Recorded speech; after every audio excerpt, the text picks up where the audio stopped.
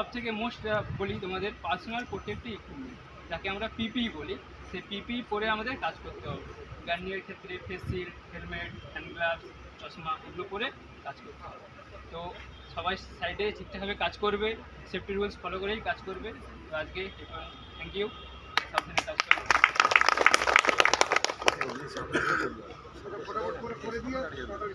ফটাফট করে দিচ্ছি, এক্ষুনি করে দিচ্ছি।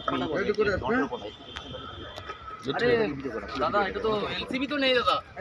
আর না ওইটুকু কাজ করে দিয়ে চলে আসবে। আরে সেফটি স্যার তো বলে গেল এলসিবি নেই। সেফটি স্যার এলে যখন বললো তখন তো হয়ে যাবে না, তাড়াতাড়ি করে নিয়ে আয়।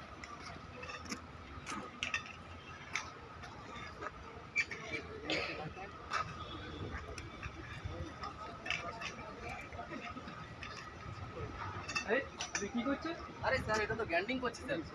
আপনি পিপি পরেননি কেন? স্যার পিপি তো পরেছি স্যার, ফেসিলটা লাগাইনি কারণ একটু ইমার্জেন্সি